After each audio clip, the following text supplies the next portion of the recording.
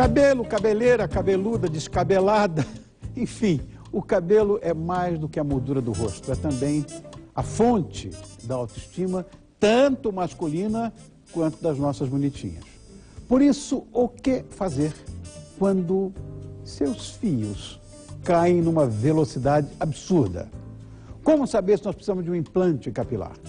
Então é para sanar essas e outras dúvidas que recebemos o mestre em medicina pela Santa Casa de São Paulo e também membro titular da Sociedade Brasileira de Cirurgia Plástica e especialista em implantes capilares, Dr.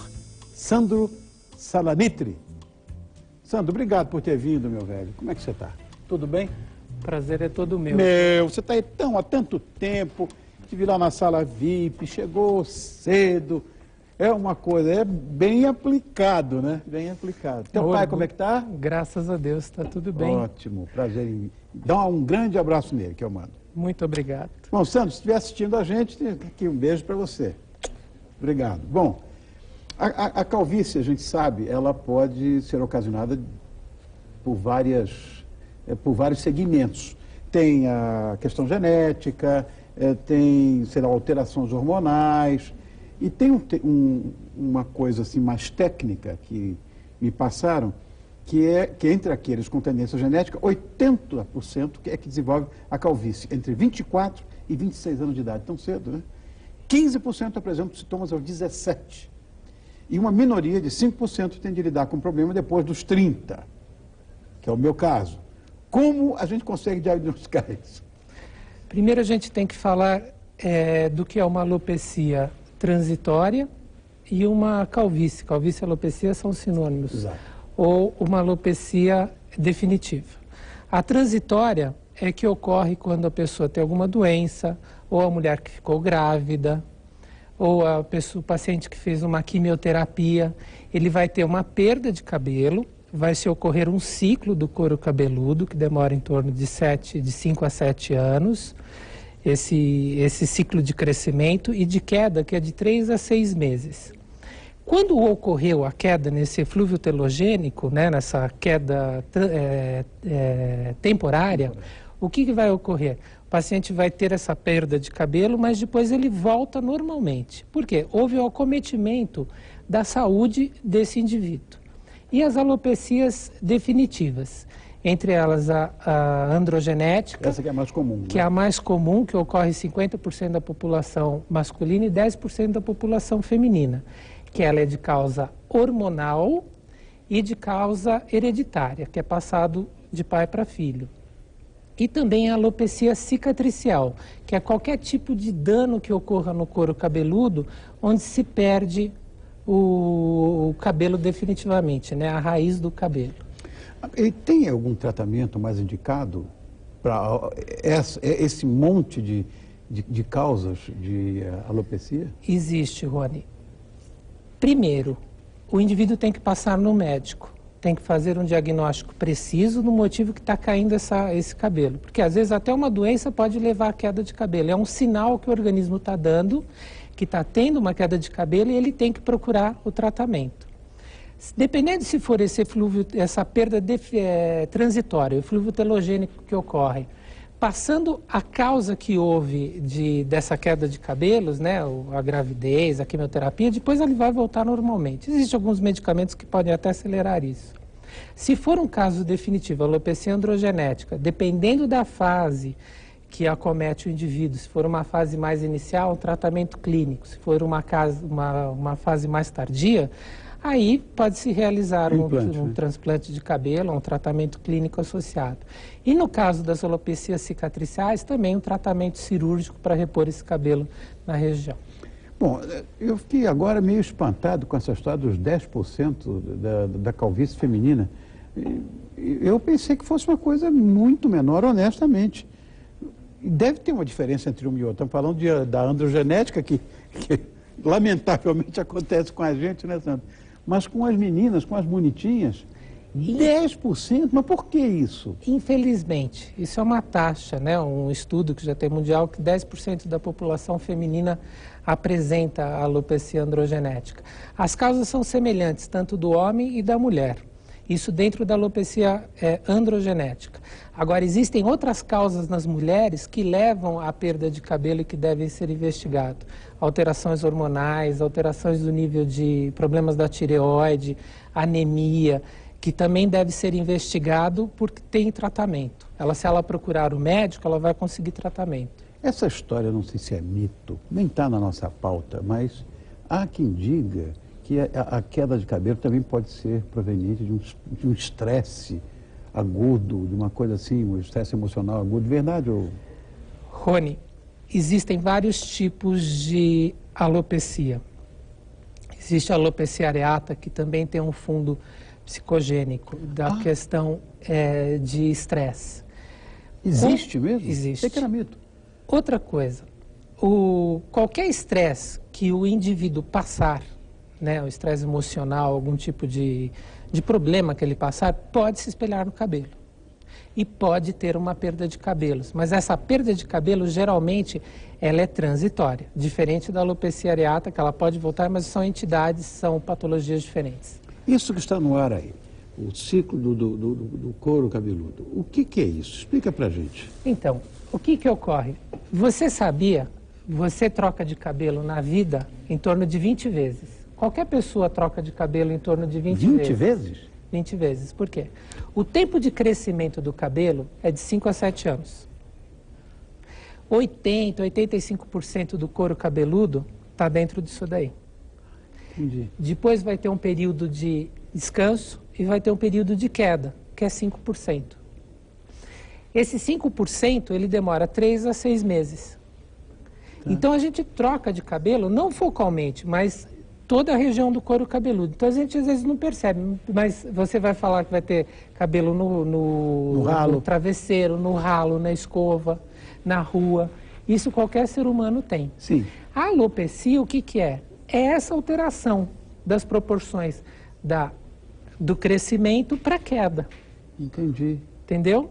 Que perder todo mundo perde. Todo mundo, mas se troca de cabelo. Tá. Agora, existem esse tipo de doenças capilares, nós falamos de algumas, mas as mais comuns, aquelas que são doenças mesmo. Tem várias, tem a dermatite seborreica, tem micoses de couro cabeludo. Essa aí, por exemplo, qual é essa aqui? Não, essa daí não é uma... Não, isso daí é alopecia androgenética. Tá. Esse é um cabelo normal e aquele era uma alopecia androgenética. O que ocorre na alopecia androgenética? Uma miniaturização do fio, ele vai diminuindo. De calibre? De calibre. Tá. Ele vai diminuindo até ficar aquele ósseo onde tinha o cabelo. Quer dizer, homens e mulheres podem sofrer do mesmo tipo de doença capilar? Sim, o que muda é a proporção. Tá. E algumas características peculiares, tanto do homem quanto da mulher. Eu fico pensando nessa judiação que as mulheres fazem com os cabelos, a tal da escova progressiva, aquela tinta que passam, enfim, sprays. Tem mulher judia do cabelo, né? Escova definitiva. Outro dia eu ouvi falar no tal de escova marroquina. Sei lá, essas coisas não causam, eventualmente, algum malefício aos cabelos? O impacto do couro cabeludo não fica impactado por isso? Então, Rony, vou fazer uma analogia. Tá. Pega uma planta. Você vai ter o caule, você vai ter a folha, que é a parte externa. E você vai ter a raiz dela, que é a parte interna. A parte interna do nosso cabelo é o folículo piloso. Tá. Ele fica dentro da pele. A raiz? A raiz. Tá. E ele vai produzir uma secreção, que é o cabelo, tá. Que é um tubo cilíndrico que vai saindo. Todas essas substâncias químicas, elas têm o intuito de modificar características desse pelo. Por isso que as pessoas utilizam. Se essa substância acometer o cabelo e danificar o cabelo, o que vai acontecer? Ele vai quebrar. Então pode ter uma alopecia, mas a alopecia, a queda de cabelo vai ser no fio. E isso vai voltar.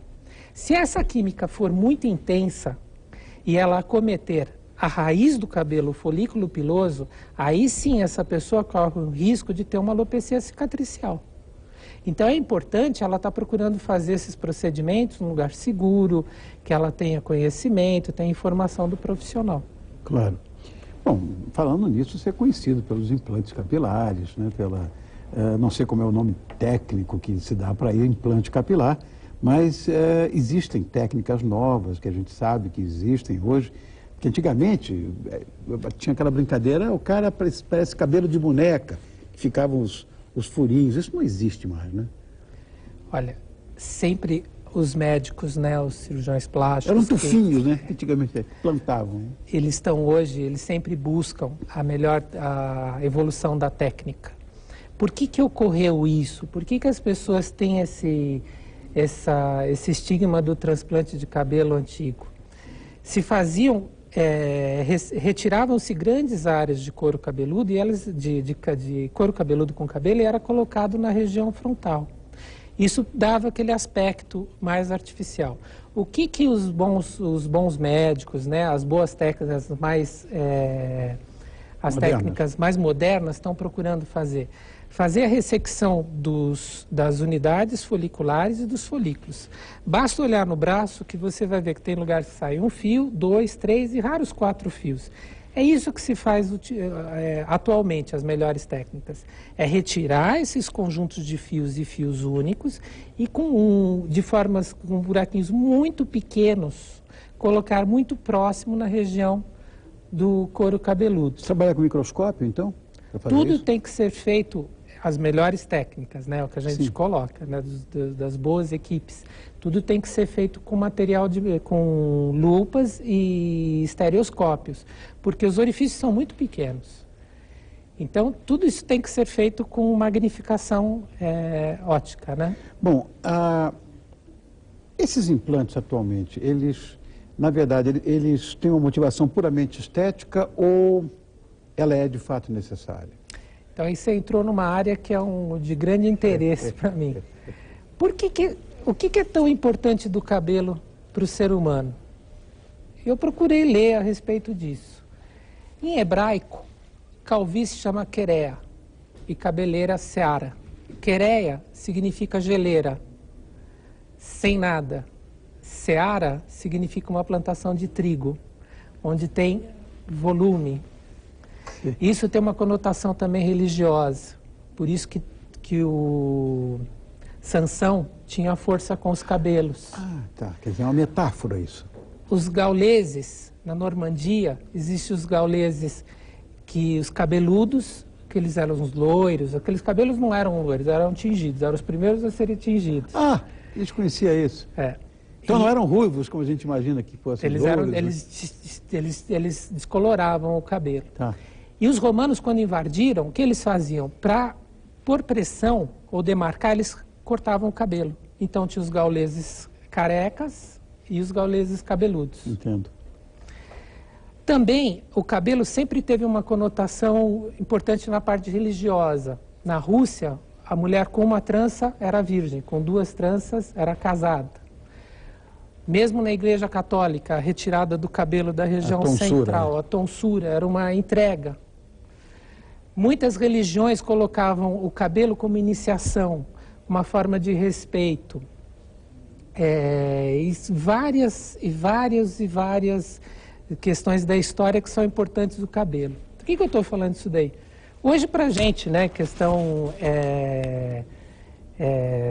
não uma questão objetiva, por que é importante? Na grande maioria das vezes, eu acredito que é estética. Sem dúvida. Os pacientes procuram, né, as pessoas procuram. A perda de cabelo no homem ainda é um pouco mais aceita, na mulher de forma alguma.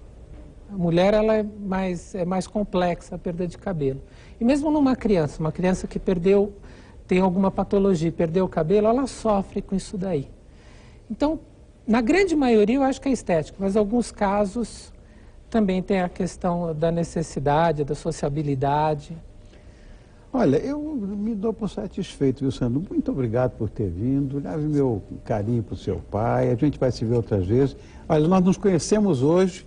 Quer dizer, a verdade é essa, nós nos conhecemos hoje, doutor Sandro e eu já conhecia o pai dele de outros carnavais, né? Que nós somos do ramo, somos contemporâneos.